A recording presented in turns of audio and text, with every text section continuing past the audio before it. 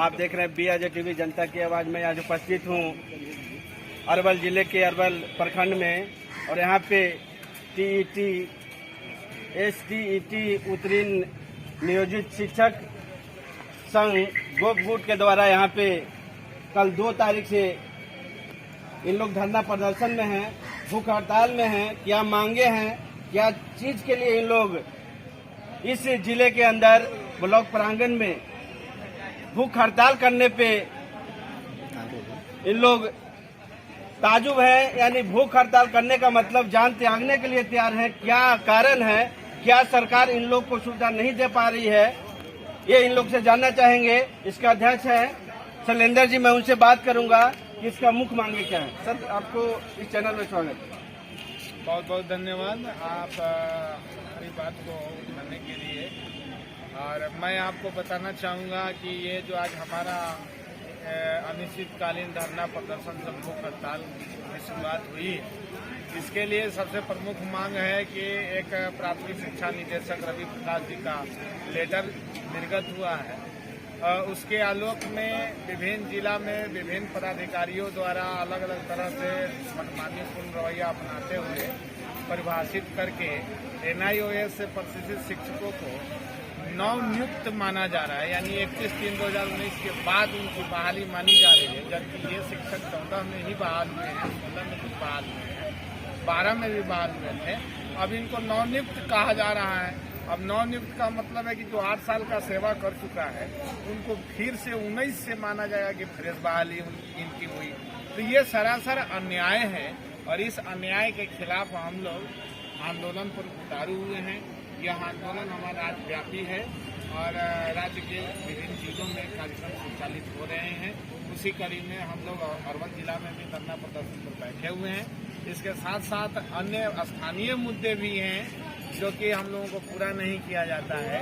यहाँ जब अलॉटमेंट आ जाता है उसके बाद भी वेतन भुगतान में काफ़ी देर किया जाता है, जो कि हम शिक्षकों के लिए ये दुर्भाग्यपूर्ण बात है कि हम काम करते हैं फिर भी वेतन समय पर नहीं मिल पाता है, वो भी राशि रहते हुए।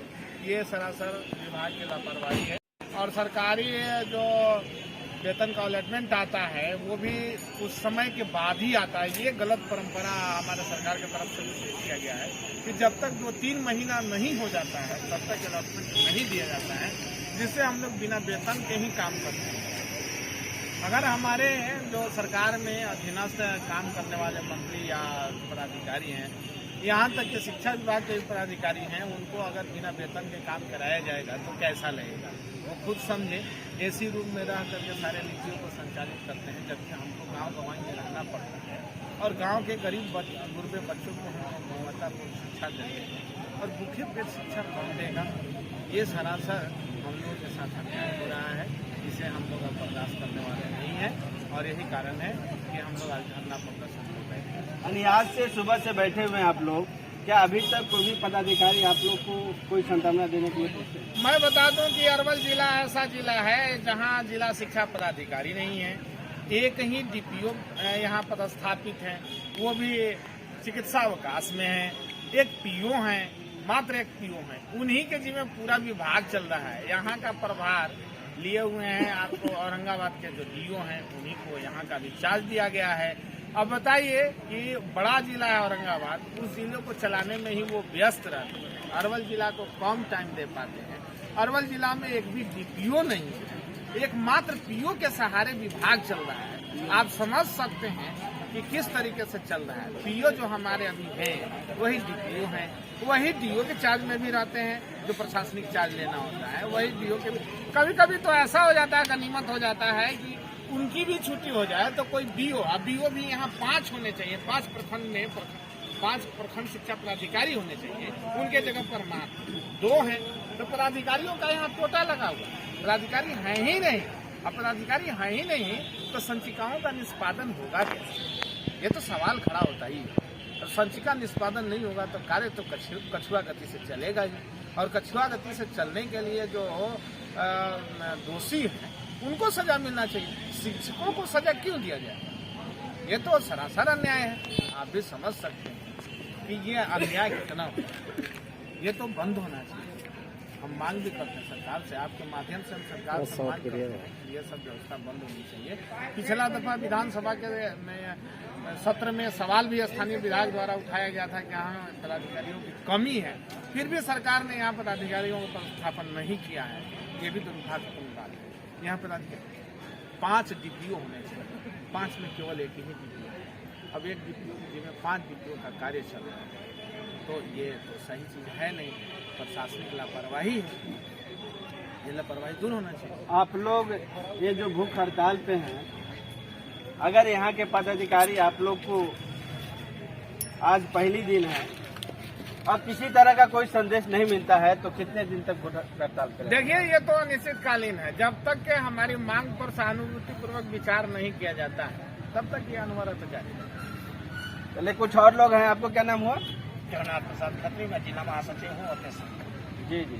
ये आप लोगों का जो भूख हड़ताल है, अगर आपकी मांगे नहीं पूरी हो गई तो आप लोग क्या करेंगे? देखिए, मांगे पूरी होना और ना होना ये भविष्य की बात है, लेकिन हमारी मांगों को हमारे संघ के संघर्ष के माध्यम से पहुंचाना ही हमारा मूल उद्देश्य है। अब सरकार को झुकना ही पड़ेगा जब तक कि अपने वो तुगलकी फरमान को वापस नहीं ले लेता। ये लोग हैं, ये साफ इनका कहना है कि अगर हम लोग की जो मांगे हैं वो मांगे नहीं पूरी होगी तो हम लोग यहाँ पे भूख हड़ताल जो है वो खत्म नहीं करेंगे, चाहे इसके लिए हमारी जान चले जाए। सर, आपका परिचय? मैं स्टेट शिक्षक नेता हूँ, मेरा नाम हुआ अनिल कुमार राय। तो जब तक हम लोग बैठ गए हैं तो होलिका दहन सरकार के करके ही हम उठेंगे। हमारी तो मांग उनको मानना होगा, अगर नहीं मानेंगे तो हमको होलिका दहन कर देंगे। उनको जिंदाबाद पता है, और जिंदाबाद जिंदाबाद हमारी मांग के एहसास कर चुके उनके खिलाफ एक शिक्षक ने जब वोट दिया था तो उनको पता चल गया था शिक्षक में क्या दम है। उन्होंने कितने पे चले आए हैं, 2 अंक में, अभी 1 अंक में चल जाएंगे। इनकी जो मांगे हैं वो अभी सरकार से बिल्कुल इन लोग नाराज हैं। इन लोग का कहना है कि अगली बार जो भी सरकारें हम लोग को दी थी, लेकिन वोट लेने के बाद हम लोग का जो भी आज तक चाहे वेतन की हो या किसी चीज की समस्या हो, हम लोग को सरकार पूरा नहीं कर पा रही है, जिसकी वजह से हम लोग लास्ट में बेबस होकर ये भूख हड़ताल करने का निर्णय लिए हैं। कुछ और लोग महिला हैं। जी, आपका परिचय? सर, देखिए, महंगाई तो दिन पर दिन बढ़ती चली जा रही है, लेकिन ना हमें समय से वेतन मिल रहा है और वेतन में भी कटौती करने की बात बोली जा रही है।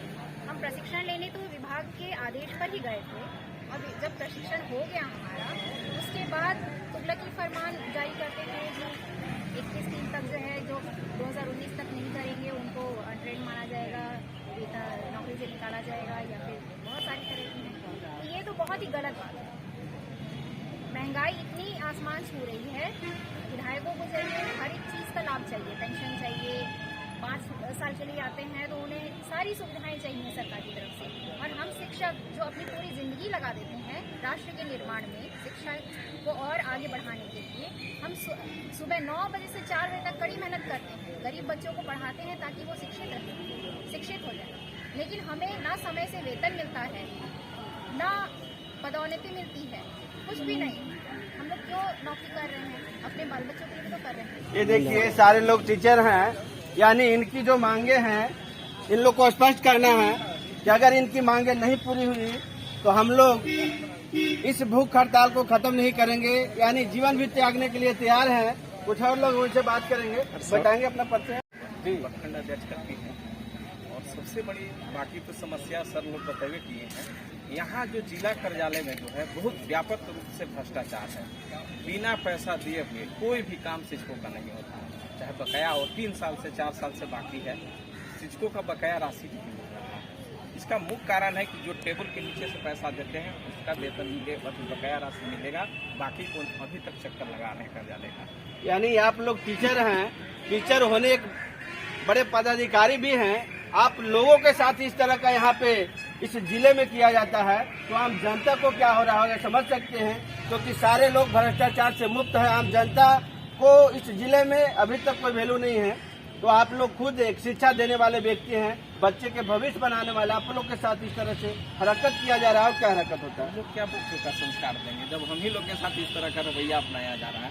पदाधिकारी जो है हम लोगों के साथ, यहाँ का किरानी जो है हम लोग का वैल्यू नहीं देगा। बिना पैसा जो दलाल टाइप का आदमी है, जो उनको पैसा पहुँचाने वाला होता है, उनको वैल्यू ज़्यादा देगा, लेकिन ईमानदार लोगों का वैल्यू नहीं दिया जाता। इसमें शिक्षा विभाग में सुधार चाहिए।